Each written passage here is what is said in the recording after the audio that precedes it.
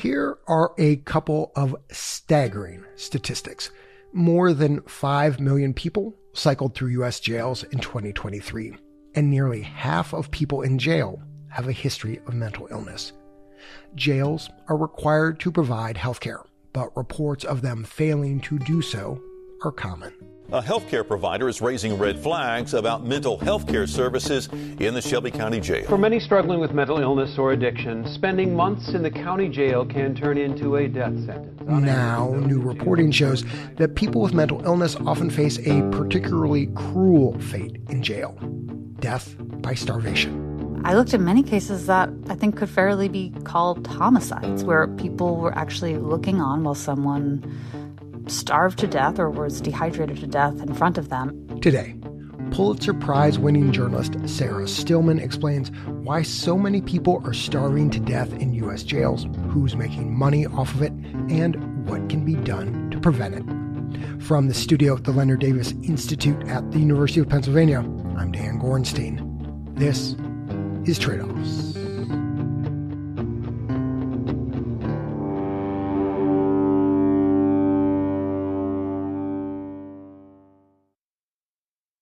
Sarah, thanks for being here. Really appreciate it. Yeah, thank you so much for having me. Sarah Stillman is a staff writer at The New Yorker. Sarah has written about human trafficking, foreign wars, immigration. She won a Pulitzer Prize in 2024 for her criminal justice reporting. She says there's a question that runs across all of her work: who stands to make money? You know, my very first piece for The New Yorker was about labor trafficking on U.S. military bases in Iraq and Afghanistan.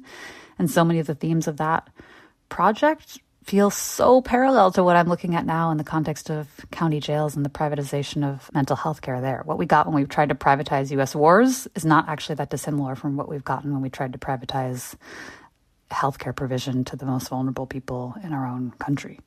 Which is what, in a sentence? That the priority that gets attended to is that the bottom line of a corporation gets served, but the public good does not. To know that we've reached a point where starvation in a U.S. county jail, like something that atrocious could happen while other people are not just looking on, but actually making millions of dollars, I think that speaks a lot to the failures of these systems. I'd like to dive into your article, Starved in Jail, this 10,000 plus word article that you published in The New Yorker in the spring.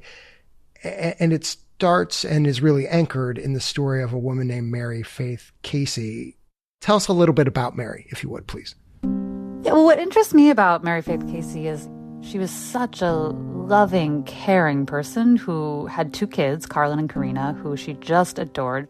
She was the kind of person who would sew their Halloween costumes by hand and go on their school field trips. And she was just a very engaged mom. But she was also, as are so many people in our society, struggling with mental health issues and addiction.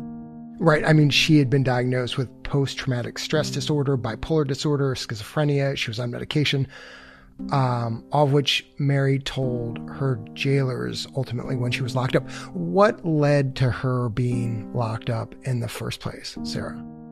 Yeah, so our understanding of what happened is that her life had really gone quite off the rails in that. She'd gone from being someone who was living a kind of lavish life in the Coachella Valley with her husband and the 2 kids and going on these fancy vacations and becoming friends with Phil Knight, the founder of Nike, to, living in a park.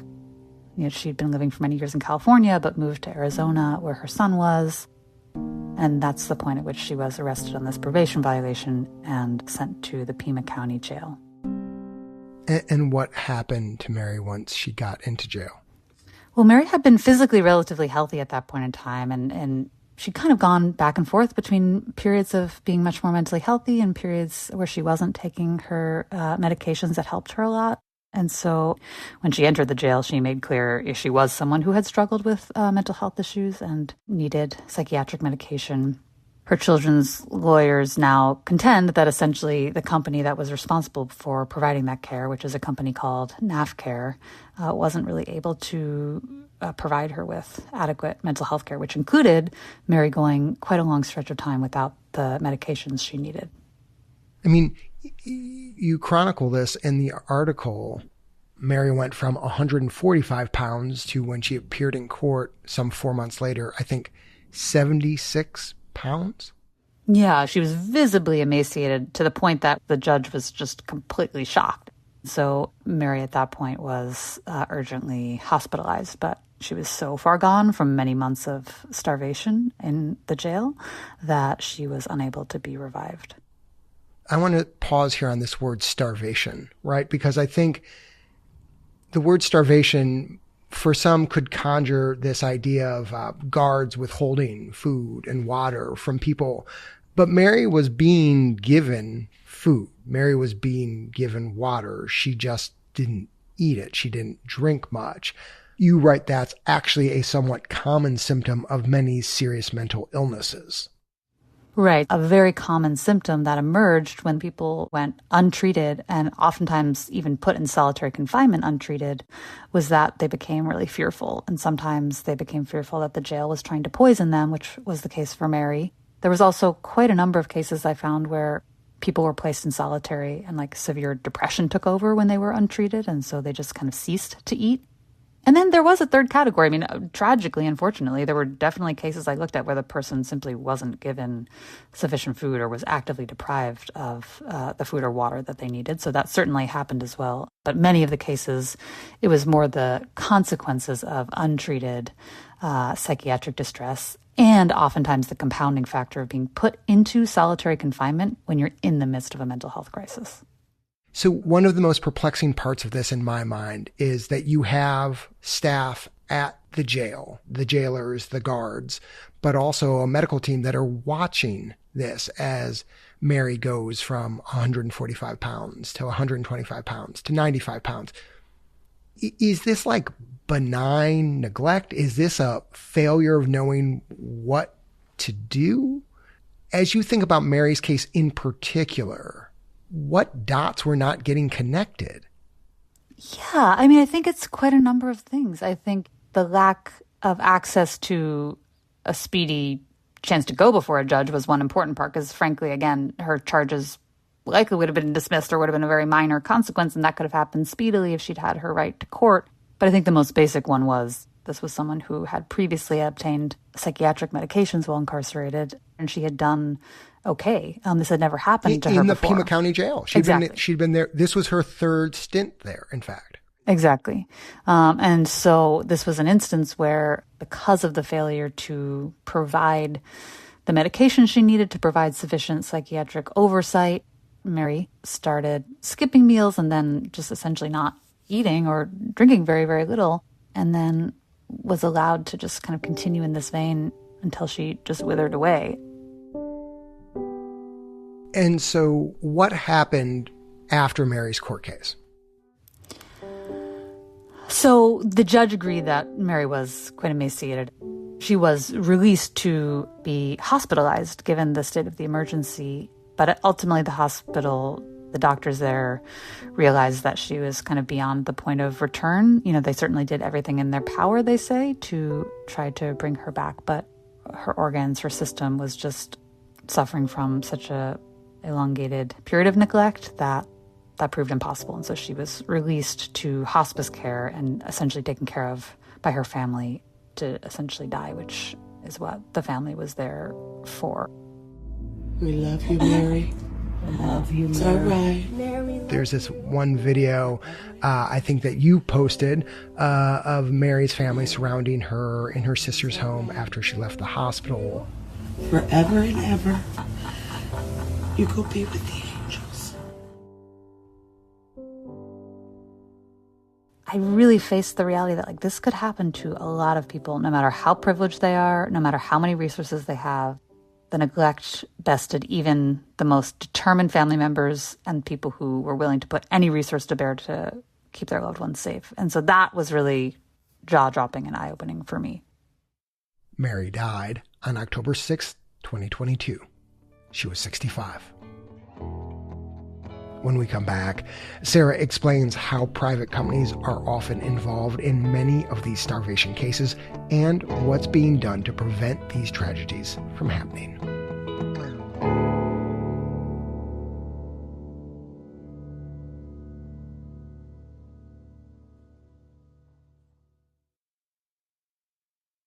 Welcome back. We're talking with Pulitzer Prize winner Sarah Stillman, a staff writer at The New Yorker. Sarah recently documented more than 50 cases of people dying of starvation, dehydration, or other medical crises in U.S. jails, almost all of whom had been arrested as a result of a mental health crisis. A big part of your story, Sarah, is that most of these people died in jails where the medical care had been contracted out to a handful of private companies.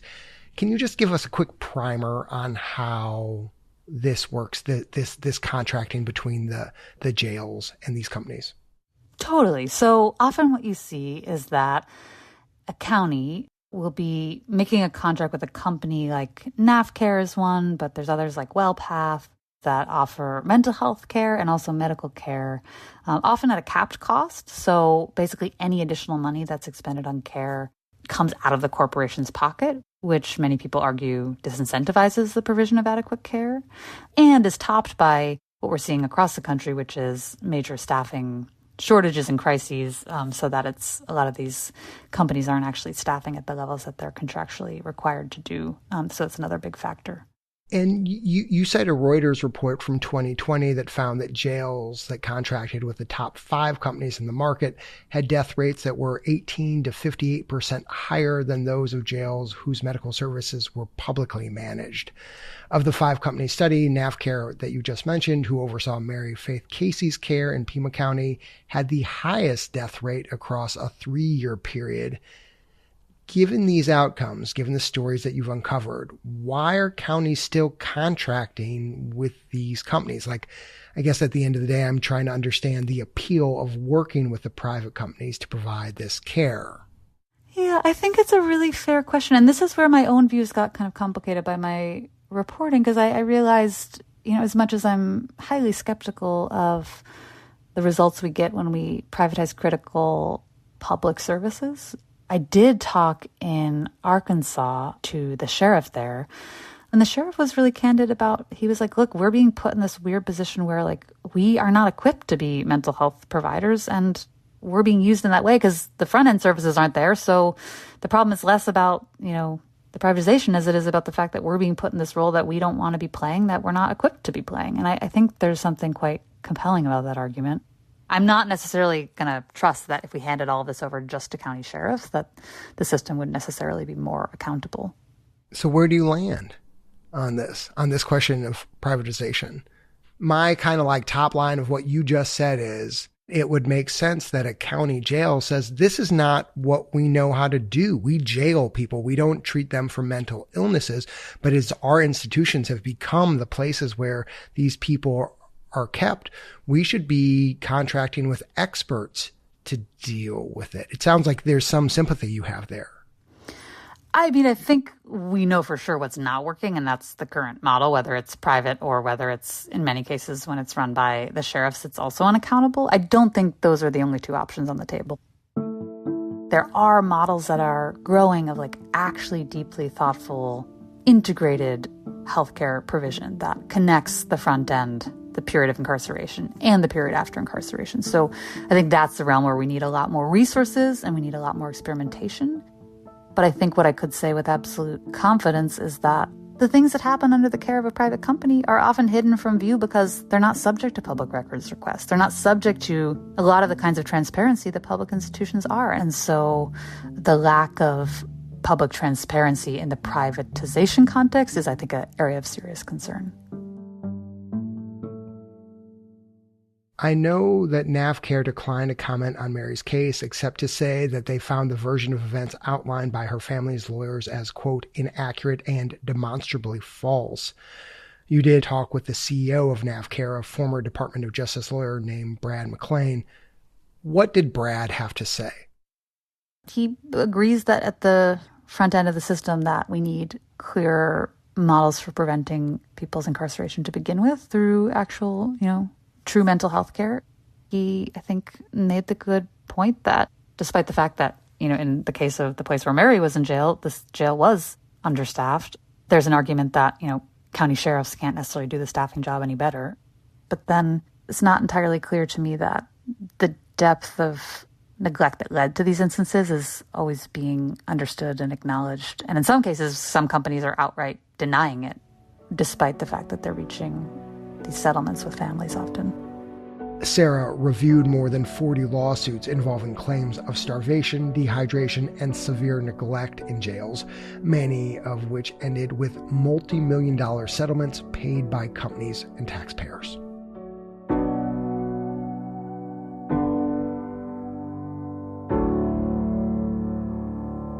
We've talked a lot about Mary Faith Casey. She was one of dozens of people who you write suffered a fate that you would have thought impossible in the 21st century. In an article full of chilling moments, though, this one may have been the most chilling for me. Can you please read the passage about Holly Barlow Austin, who died at age 47 in the Bi-State Justice Center in Texarkana, Texas, please?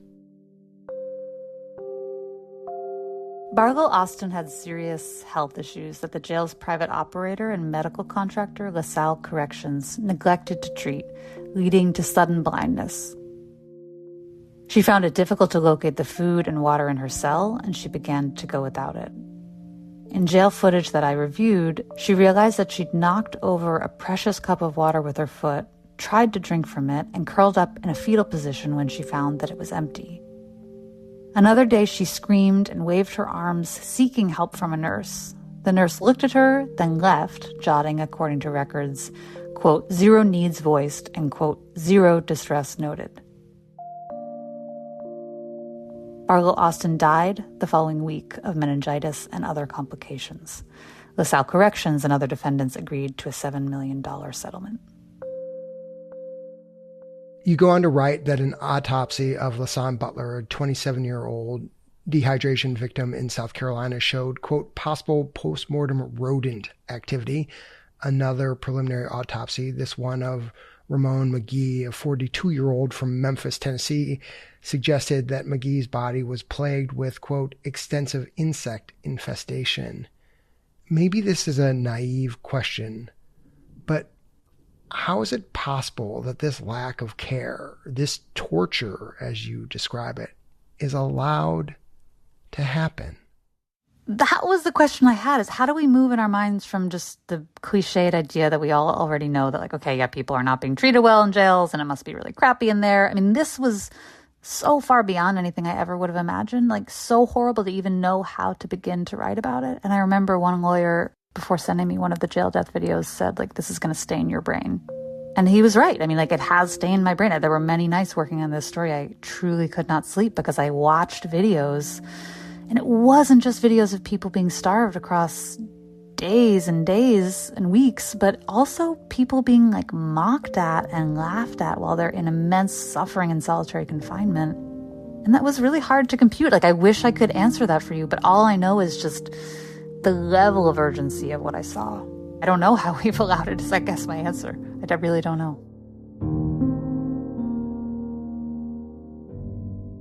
What policy fixes are people around the country pursuing to see that this stop? Yeah, I think it's exciting to look at the front-end interventions, this idea of really testing out having mental health providers or specially equipped teams that are there for mental health crises calls as one potential experiment that I think is really worth investing in. I think another huge movement that's, a controversial one in our country, but we really need to look at it, is looking at the cash bail system. So I think about Larry Price, I think about his starvation death in Arkansas, and I think about the fact that he would have only had to put down $100 to get out on bail and his death would have been prevented. And that was true of many of these deaths. Then I think third, we need to do a real examination of, like, why can't people get access to good care for addiction and for mental health in their communities? Mary's son told me very frankly, he said one of the reasons this was hard to talk about is that he also is struggling with mental health crises. And he said that every time he's sought help, he's been kind of kicked in the face by the system, he feels, and that the system is willing to pay the money when it comes to incarcerating someone, but maybe less willing to pay the money when it comes to, treating them to begin with. Final question, Sarah. You've learned things. You learned about the depth of the problems. You've been very clear about that. Setting that aside, How are you different now for having done this reporting, if at all?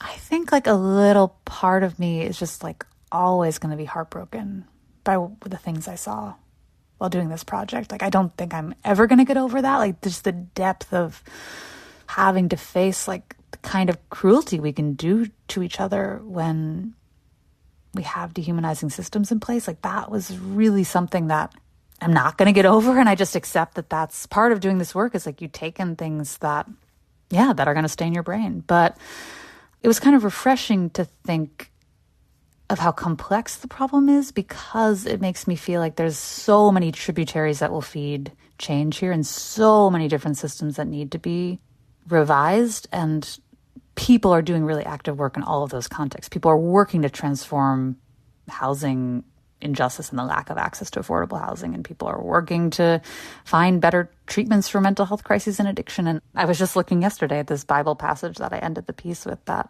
Mary had put into her son's Bible soon before she died, and it's Isaiah 43:18, and it's, "See, I'm doing a new thing. Now it springs up. Do you not perceive it? I am making a way in the wilderness and streams in the wasteland." And I think about that we're just going to have to like do a new thing.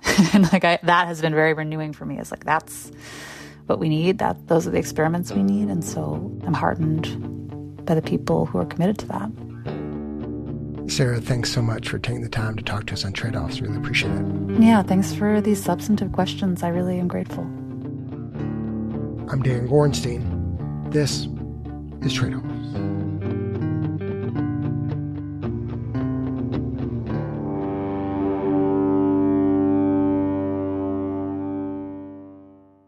Half of all Americans with health insurance say they faced this sort of situation. You've got a medical problem. Your doctor proposes a fix. But first, you gotta wait for your insurance company to sign off.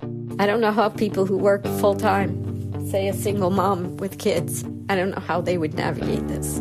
I think insurance makes it impossible. We examine the toll these extra steps take on patients and what a better way forward might be. Next time on Tradeoffs. If you enjoyed today's episode of Tradeoffs, don't keep it to yourself. Tell someone else about it. Friend, colleague, family member. Better still, leave a rating or a review wherever you subscribe to us, the NPR app, Apple Podcasts, Spotify, wherever. The Tradeoffs team is producers Ryan Levy and Melanie Evans, editor Deborah Franklin, executive director Jessica Silverman, marketing director Catherine Dougal, with help from Kate Seepy, Cedric Wilson, Haley Lerner, and Colleen Schenk, sound designer Andrew Perella, executive editor Dan Gorenstein, and senior producer Leslie Walker. The Tradeoffs theme song was composed by Ty Sitterman, with additional music this episode from Blue Dot Sessions and Epidemic Sound. Reporting on this story is supported in part by the Sozoze Foundation. Thanks to all our listeners who helped to support our work, including Lindsay Bauer, Bob Stryker, Thomas Whipple, Chris Goldrick, and Brandon Dusick. Our media partner is Side Effects Public Media, based at WFYI. Tradeoffs is supported by the Robert Wood Johnson Foundation, Arnold Ventures, the Gordon and Betty Moore Foundation, the Sozoze Foundation, Just Trust, West Health, the California Healthcare Foundation, the Foundation for Opioid Response Efforts, and the Leonard Davis Institute at the University of Pennsylvania. Our financial supporters are not involved in any decisions about our journalism. The views expressed in this episode are those of the individuals and not those of Tradeoffs staff, advisors, or funders.